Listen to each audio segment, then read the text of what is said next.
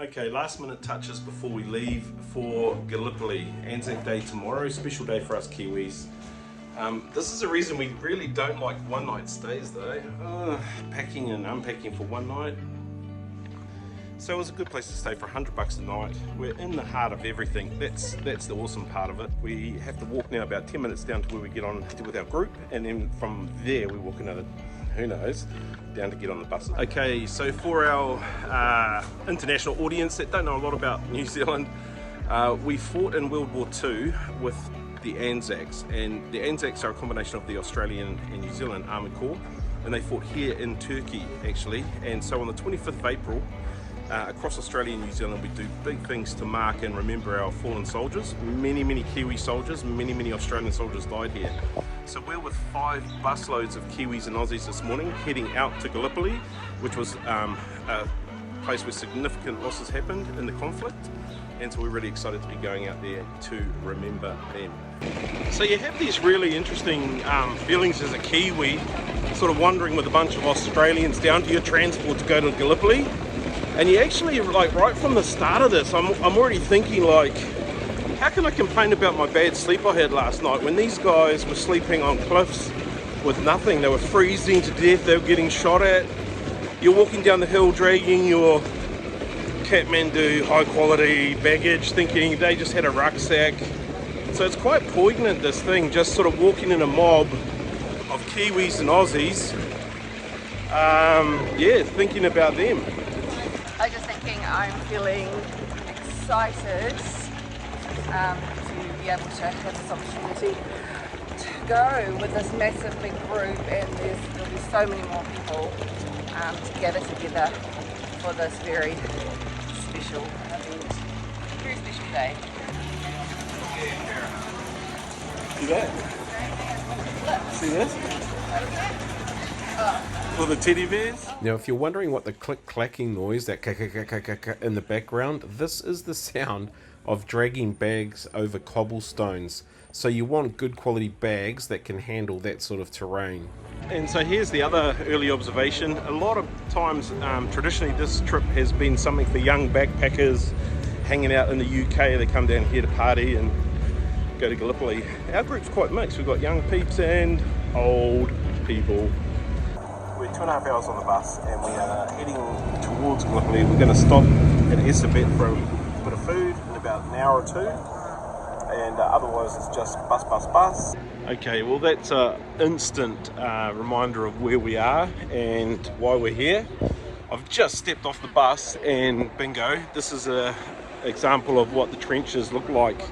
Okay, well here's the sober reminder on why we're here. Just stepped literally out of the door of my bus, and here's a display of trenches, what they used to be like back in the day. Here is the example. These are all life-size statues in the trenches. We're here in the town of about, this is about as real as it gets. Anzacs and Turks right here. So this is us bus here, bus number 5. And this is our crew that's running along here.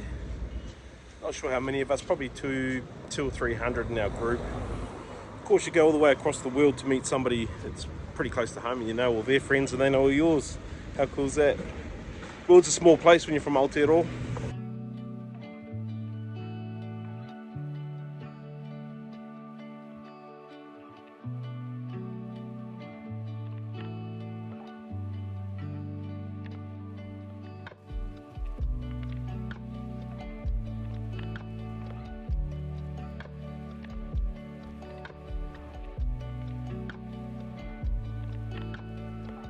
Okay, so we are parked up heading down to some of the memorials now. It's quite tricky coming in because the police security is everywhere. They're closing roads, and so you can't get to everywhere that you wanted to. I think we're headed to Chinook Bear, but that didn't work out, or the Lone Pine. So we're now at another spot, and the crazy thing is you're driving along the road and there's trenches and there's dugouts and stuff, and you're like, those are trenches, those are dugouts. It's nuts. So we're up at a place called Quinn's Post, and Quinn's Post was where it all happened. This gully here down to the ocean, this is it. This is the very front line for the Anzacs, and so all through this area you'll see trenches, you'll see holes, you'll see dugouts. But this is it. Like, this is where thousands of Kiwis and Aussie soldiers and Turkish soldiers lost their lives. Very somber here. So this is obviously one of the Turkish cemeteries for their fallen soldiers. You can't tell the difference between how they look after this cemetery to how they look after the cemetery at Quinn's Post, where we just were looking at all of the Kiwi and Aussie soldiers. Amazing. This spot here is known as the Neck. Really important part of the Gallipoli battle. Lots of people killed here. So it was sort of like a decoy battle where they were charged up and over at the Turks. Turks just mowed them down, wave after wave of attacks here. I mean, this is it. We're just on the hills here of Gallipoli, walking through the trenches, knowing that this, you know, this was a spot. This is where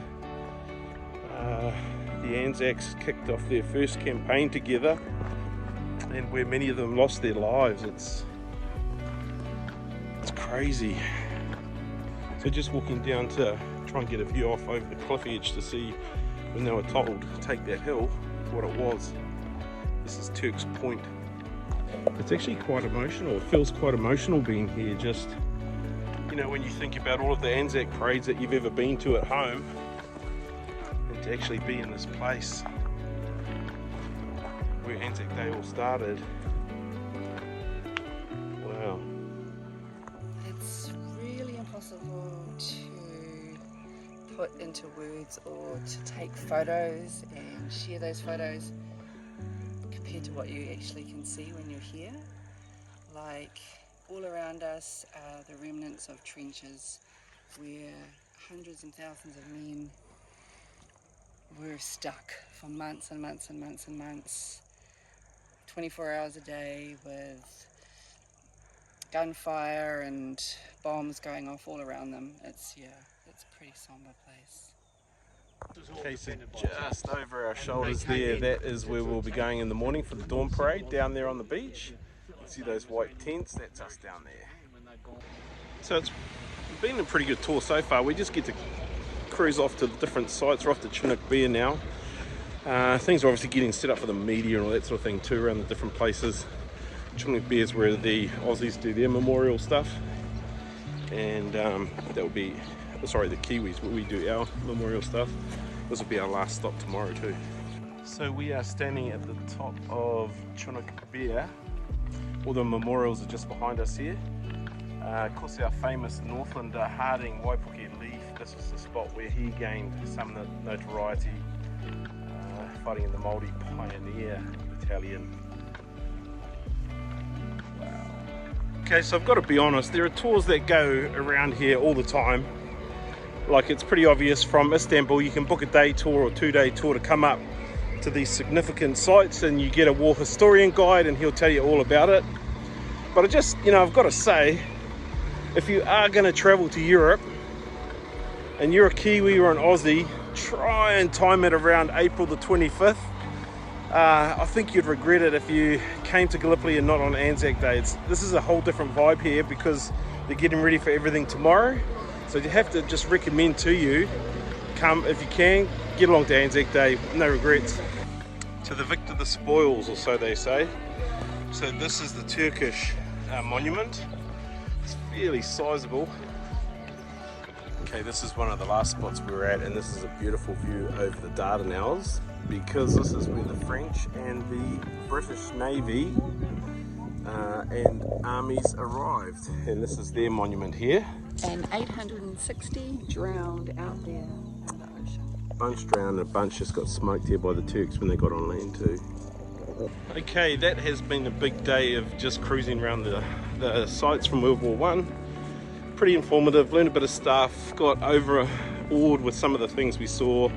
We're back to Esabet to get dinner, and we leave here at 10 o'clock to go back in. Now, our bus is in a list of call-ups. We have to be there then to go in, and then we go find a campsite for the night on the hill.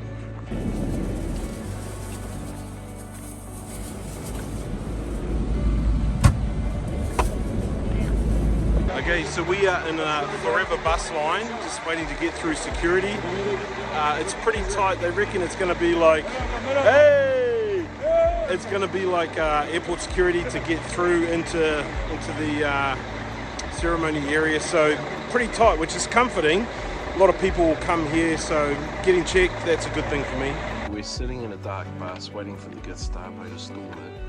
And, we're going to have dogs barking at us, and we just really hope. I just really hope they don't pick up that CBD knee rub of mine. Yeah.